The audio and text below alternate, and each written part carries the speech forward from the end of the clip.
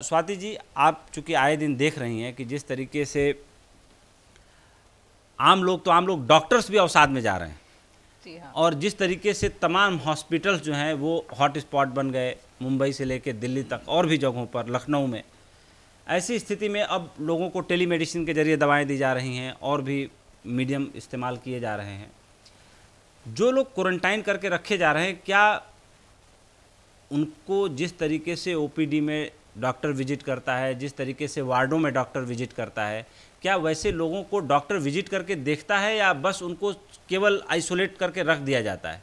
क्या सिचुएशन, इस बारे में क्या खबर है? क्योंकि तमाम जगहों पर खबर मिलती है कि नहीं उनको देखा जा रहा है, तमाम जगह पर खबर मिलती है नहीं देखा जा रहा है।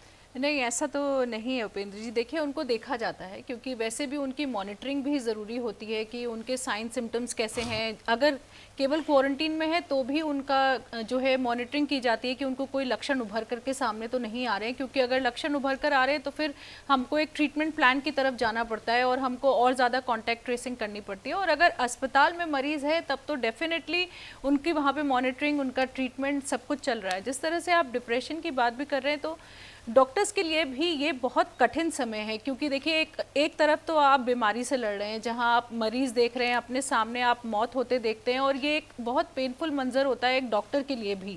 चाहे हमने कितनी पढ़ाई करी हो, चाहे हमने कितना ये सब अपनी ज़िंदगी में देखा हो, लेकिन हर मरीज़, हर डॉक्टर के लिए उतना ही इम्पॉर्टेंट होता है और एक एक ज़िंदगी डॉक्टर के लिए बहुत इंपॉर्टेंट होती है। तो वो एक कहीं ना कहीं आपको हिट करती है और डॉक्टर को हमेशा ये लगता है कि चाहे आपने कितनी ही मेहनत क्यों ना करी हो, हमेशा डॉक्टर को एक ये फीलिंग होती है कि कहीं मेरे से कमी तो नहीं रह गई, कैसे ये मरीज़ मर गया। तो एक वो अंदर दुख डॉक्टर के होता ही है। दूसरा, हमेशा देखिए, जब भी अब जैसे कोरोना वायरस इन्फेक्शन है, ये एक ऐसा इन्फेक्शन है जहां डॉक्टर अपने घर भी नहीं जा पा रहा, अपनी फैमिली से भी नहीं मिल पा रहा है, उन लोगों से भी उसे दूर रहना पड़ रहा है, सारा पैरामेडिकल स्टाफ और डॉक्टर जो भी हैं, तो उनके लिए एक बहुत स्ट्रेसफुल टाइम है। और देखिए, जब हम पीपीई पहनते हैं, पीपीई पहनने के बाद 4-5 घंटे तक आप पानी नहीं पी सकते, क्योंकि आप उन सबको उतार नहीं सकते। अगर आप उनको उतारेंगे तो आपको वो सारा तामझाम उतारना पड़ेगा, उसके बाद आप पानी पिएंगे। तो एक हार्डशिप से डॉक्टर भी गुजर रहा है, पैरामेडिकल स्टाफ भी गुजर रहा है। तो ऐसे में उनको बहुत ज़्यादा सपोर्ट की ज़रूरत है। और जब हम इस तरह के किस्से सुनते हैं कि लोग उनके साथ बदसलूकी कर रहे हैं और समझ नहीं रहे हैं कि वो लोग कितनी ज़्यादा इस वक्त सैक्रिफाइस कर रहे हैं। एक सवाल आपसे और ले रहा हूँ। हमारे कुछ दोस्तों ने मुझे फ़ोन किया कि हम लोगों ने तो हाइड्रोक्सी क्लोरोक्विन ले लिया जी। आपको क्या लगता है कितना सही है हाइड्रोक्सी क्लोरोक्विन लेना ऐसे माहौल में? क्योंकि कुछ लोगों का एक्सपोजर है, कुछ लोग दफ्तरों में जा रहे हैं, मेरे जैसे लोग। मुझे भी किसी ने सलाह दी कि आपने लिया कि नहीं लिया। मैंने कहा नहीं, मैंने तो नहीं लिया, ना मैं लूँगा, क्योंकि मैं बिना डॉक्टर के एडवाइस के मैं नहीं समझता कि मुझे हाइड्रोक्सी क्लोरोक्विन लेना चाहिए। लेकिन मैं ये देख रहा हूँ कि जिस तरीके से मेडिकल स्टोरों पर आप पूछिए हाइड्रोक्सी क्लोरोक्विन है क्या, कहीं भी हाइड्रोक्सी क्लोरोक्विन अवेलेबल नहीं है। पूरे सब जगह जो है, दिल्ली के किसी भी एक स्टोर पे आप नॉर्मल तरीके से जाइए और बायर बन के और पूछिए कि है क्या, तो बाजार से हाइड्रोक्सी क्लोरोक्विन वाइप आउट हो गया पूरी तरीके से। आप हमारे दर्शकों को बताइए कि ऐसी स्थिति में जब उन्हें फ्लू के लक्षण दिखे तो वो घबराए नहीं और उन्हें क्या करना चाहिए। और हाइड्रोक्सी क्लोरोक्विन जैसी दवाओं का इतना प्रचार हो चुका है, राष्ट्रपति ट्रंप के ये बोल देने के बाद ये गेम चेंजर है, गेम चेंजर है, तो ये क्या सही में गेम चेंजर है? देखिए, अभी जितनी भी स्टडीज़ हमारे पास हाइड्रोक्सी क्लोरोक्विन के ऊपर आ रही हैं, वो बड़ी कुछ स्टडीज़ ऐसे कह रही हैं कि हाँ, हमें फ़ायदा हो रहा है, इससे हम अच्छा रिजल्ट देख रहे हैं। वहीं कुछ स्टडीज़ साफ तौर से, अमेरिका की भी खास तौर से ऐसी स्टडीज़ हैं जो कह रही हैं कि नहीं, हम बिल्कुल भी फ़ायदा नहीं देख रहे हैं।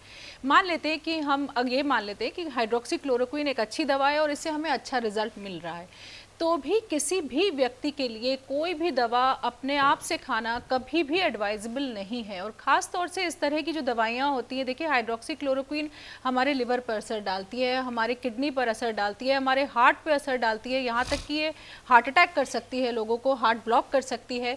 उसके अलावा हमारे विजन तक पे असर डालती है, लोग हमेशा के लिए अंधे भी हो सकते हैं इस दवा से।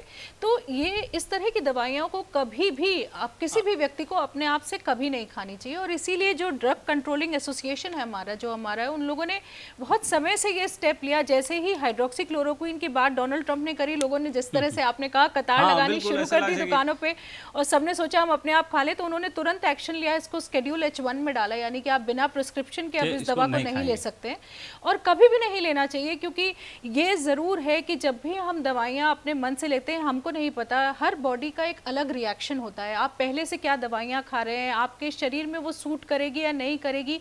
और इसीलिए डॉक्टर इतनी पढ़ाई करते हैं, इसीलिए उनको इतना पढ़ाया जाता है कि वो एसेस कर पाए कि मरीज के लिए क्या अच्छा है, क्या नहीं, क्या बुरा है।